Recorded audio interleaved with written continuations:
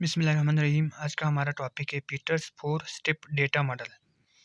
तो पीटर्स ने जो है 4 स्टेप डेटा मॉडल प्रेजेंट किया था। तो इसको डेटा के नाम से जानते हैं। डी मतलब डिस्क्राइब होता है, ए मतलब एनालाइज होता है, टी मतलब थ्योराइज होता है और ए मतलब एक्ट होता है। तो ये डेटा इसी से निकला है। तो सबसे पहला जो स्टेप उन्होंने लिया था, डिस्क्राइब कर दिया था।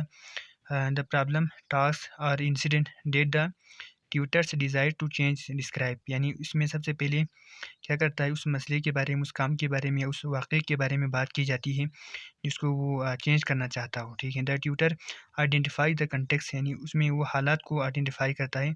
इन which current practices take place, यानी जिसमें मौजूदा जो वाक़या चल रहा है, मौजूदा काम चल रहा है, मौजूदा मसला जो जन्म ले रहा है, उन हालात को वो यहाँ पे बयान करता है। इन रीज़न फॉर चेंजिंग इट, और डिस्क्राइब में आपने उसको चेंज करने की वजह भी आपने बयान करना है। फ़र्ज़ करो आपने किसी टॉपिक को पढ़ाने के लिए कोई ख़ास मेथड्स को आपने यूज़ किया, वो कामयाब नहीं हुआ, तो ये आपके लिए एक मसला है। तो आपने उस मसले को पेश किया। इसके बाद आपने उसको चेंज करने के बारे में सोचा, क्योंकि आपने जो टॉपिक सेलेक्ट किया था, जो मेथड सेलेक्ट किया था, उस टॉपिक के लिए वो कामयाब नहीं हुआ। तो आपने उसको चेंज करने की जो वजूहात है, वो यहाँ पे बयान करना है। इसके बाद दूसरा जो स्टेप एनालाइज़ का होता है, through analysis and the factors that's contribute to the current practices are identified. आपने एनालिसिस में वो सारे फैक्टर्स को इन डिटेल आपने बयान करना है, जिसकी वजह से वो जो मसला है, जो मौजूदा हालात जो चल रहा है, वो आपने बयान करना है। ठीक है। इसकी वजह से वो जो मसला जो है ना, वाज़ेह तौर पर सामने आ जाए, उन सारे फैक्टर्स को आपने बयान करना है। An important part of this stage is to identify assumption. और सबसे इम्पोर्टेंट जो पार्ट है इस स्टेज का, वो उन ख़यालात को आइडेंटिफ़ाई करना है। ठीक है। अंडरलाइंग बिलीव्स, उन बिलीव को, उन अक़ीदों को, ठीक है, उन सोचों को आपने यहाँ पे पता करना है, जिसकी वजह से आपको जो मसला पेश आ रहा है। ठीक है।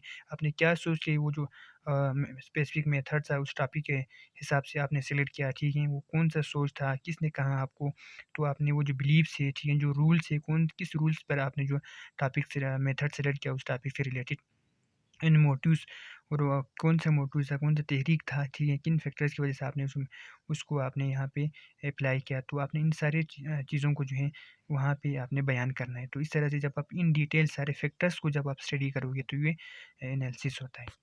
इसके बाद थ्योराइज़ होता है। The third step of data processes involve theorising about alternative ways approaching teaching, यानी आप इसमें कोई मुतबादिल तरीक़ा आप ढूँढते हो। ठीक है। तो तरीक़ा अगर आप नाकाम हुआ, तो आप इसमें एक नया एक थ्योरी डेवलप करता है, एक नज़रिया कायम करता है। ठीक है। By taking theory derived from the previous step, जो पिछले स्टेप्स में आपने जो थ्योरी डेवलप किया था, ठीक है, जो नतीजा अख़ज़ किया था, उसको मद्देनज़र रखते हुए आपने एक नया आइडिया, नया सोच लेके आपने क्लास में एंटर होना है, नया टीचिंग मेथड्स को आपने लेके जाना है।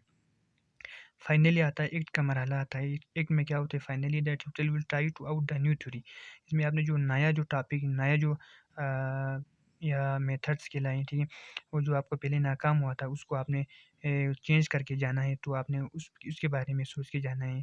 तो ये एक्ट होता है, आप उस पे अप्लाई करते हो। तो ये टोटल 4 स्टेप्स यहाँ पे दिया था।